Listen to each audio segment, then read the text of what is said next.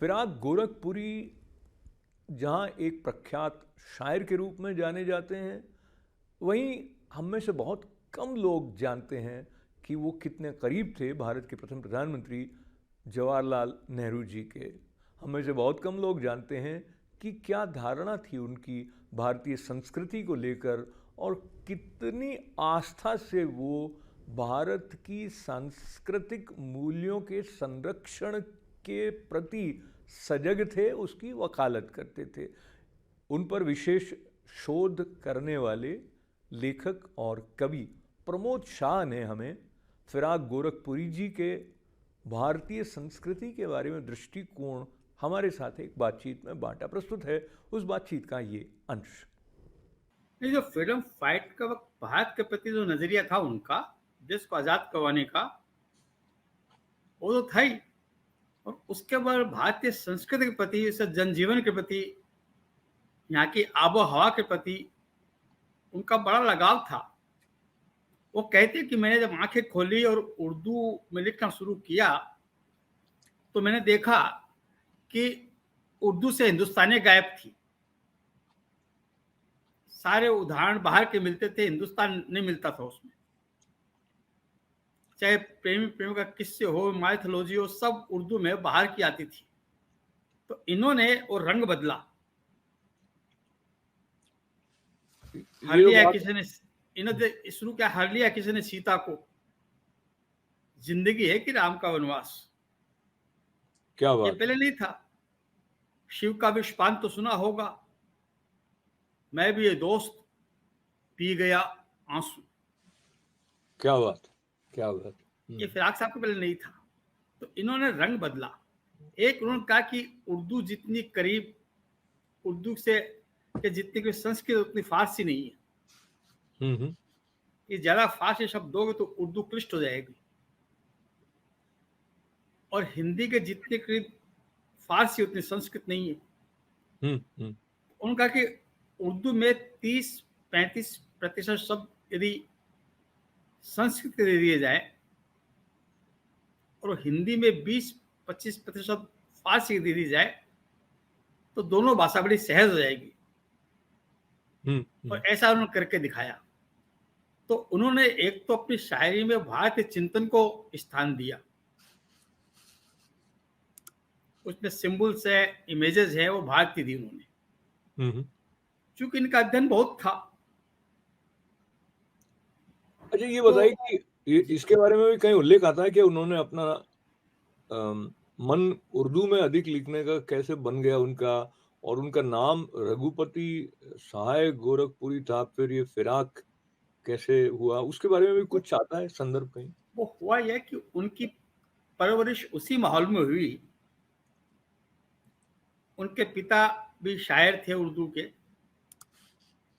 और उनको ऐसा लगा कि भाई उर्दू में लिखने का मैदान बड़ा है। ऐसा लगा उन्हें। अच्छा। और नाम तो रघुपति साहब को खास बात नहीं, नाम तो होता ही आदमी का। जी। और फिराक कहते हैं विरह को उर्दू में। अच्छा अच्छा। तो ये उनका उपनाम है, पेन नेम कहते हैं अंग्रेजी में जिसे, और उर्दू में तखल्लुस कहते हैं ना। जी। जैसा गालिब नाम, उनका गालिब नाम भी तखल्लुस था, गालिब उनका।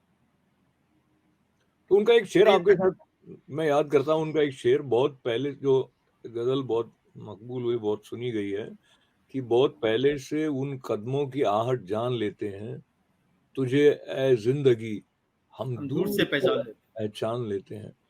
तो अगर ऐसा कहा जाए कि उनकी शायरी आपके अंदर एक ऐसा नया स्थान सुलभ करा देती है जो शायद पहले आप नहीं देखते हो, तो वो महसूस करने की जो आपकी कैपेसिटी है उनकी शायरी को पढ़ते हुए बढ़ जाती है, कहीं ऐसा लगता है?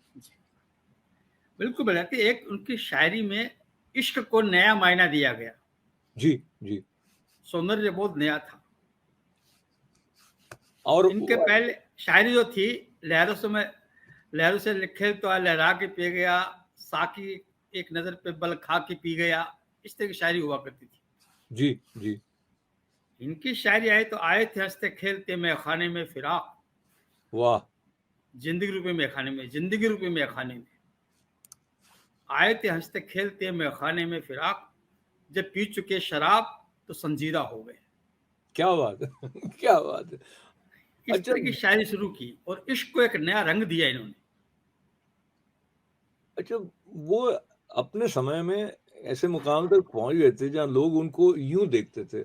जी, यानी प्रामाणिक रूप से अगर फ़िराक साहब कोई बात कह रहे हैं तो वो बहुत अ, सम्मान के साथ, वो बहुत वज़नदार बात है, ऐसा बिल्कुल। उनके आस-पास ऐसा वातावरण बन गया था। उस बीच में भी कहीं उन्होंने स्वयं कहा है, ऐसा उनके बारे में कहा जाता है कि वो सौंदर्य के प्रति इतना उनका लगाव था, तो उन्होंने 1-2 बार ऐसे भी कहा कि अगर गांधी जी भी हैं और अगर अगली है तो मुझे पसंद नहीं है। लेकिन फिर उसको क्वालीफाई किया उन्होंने कि ये सिर्फ़ ऊपर के सौंदर्य की बात नहीं कर रहे हैं। तो अगेन वो बात महसूसने के जी, वहाँ पर चली जाती है। पर ये बात आप सही है। बताइए। जी, जी। वो भीतर सौंदर्य की बात करते हैं, सौंदर्य कैसा भी हो, चाहे भीतर का हो, बाहर का हो, हुँ, वो कहते हैं हुँ। सौंदर्य सौंदर्य होता है। उनके जीवन की ऐसी कोई घटना जो आपको लगता है कुछ अलग-सी है, उनका परिचय देती है, और ख़ास करके ये बड़ा रोचक बात है कि नेहरू जी के इतने समीप रहे और कुछ समय पर उन्होंने नेहरू जी के बारे में भी आलोचनात्मक कह दीजिए या कुछ क्रिटिकल टिप्पणियाँ की हैं बाद में। हो सकता है फिराक साहब जब कहते थे ना, तो ये भूल जाते थे मैं किसके बारे में कह रहा हूँ। हुँ, हुँ, वो सब्जेक्ट पे बोलते थे बाद में, जो उनको ठीक लगता था। हुँ, उनका व्यक्तिगत जीवन जो था बड़ा डिस्टर्ब था, फैमिली लाइफ बहुत डिस्टर्ब थी उनकी, जी। फिराक साहब की। वो एक अलग किस्सा है। तो वो किस्सा थोड़ा सुना दीजिए वो उनके जीवन अपने की। वो कहते मेरा विवाह जो करवाया गया, वो हुँ, धोखे से करवा दिया गया हुँ, हुँ, और अपनी पत्नी से वो खुश नहीं थे हुँ, हुँ। और बल्कि 40-45 वर्षों तक पत्नी से साथ रहते, बातचीत बहुत कम थी उनकी। अच्छा, अच्छा, तो उनके लड़के ने आत्महत्या कर ली थी अच्छा। और एक लड़का था, 2-3 लड़कियां थी। वो पारिवारिक जीवन जो था ना उनका, हुँ, हुँ, वो सुख में नहीं था। हुँ, हुँ। आप फिराक के जो ख़ास आपके पसंदीदा शेर हैं, उनका हवाला लेते हुए उनके जीवन के बारे में और बात करते हैं। आप बताइए, अच्छा, आपकी प्रिय ग़ज़ल शेर उनके कौन-से हैं? अच्छा। फिराक साहब के तो क्या बताऊं आपको, वो है ना कि शाम गम कुछ उस निगाहे नाज की बातें करो, वाह! शाम गम कुछ उस निगाहे नाज की बातें करो, बेखुदी बढ़ती चली है, राज की बातें करो। क्या बात है! क्या बात है! क्या ये बात गजल उनकी, या है! उनकी जी, वो गजल जी, कि एक शबे गम वो भी थी जिसमें जी भर आए तो अश्क बहाए, वाह! एक शबे गम ये है कि जिसमें ए दिल रो रो कर सो जाए। क्या बात है! क्या बात है! रात चली है जोगन होकर बाल संवारे लट छिटकाए। अपन ने देखी रात का, जी, जी, उन्होंने भाषा कितनी आसान कर दी है। रात चली है जोगन होकर बाल संवारे लट छिटकाए, छिपे फिराक गगन पर तारे, दीप बुझे हम भी सो जाएं। क्या बात है! क्या बात है! या वो अब अक्सर चुप चुप से रहे हैं, यूं ही कभू लब खोले हैं, पहले फिराक को देखा होता, अब तो बहुत कम बोले हैं। वाह!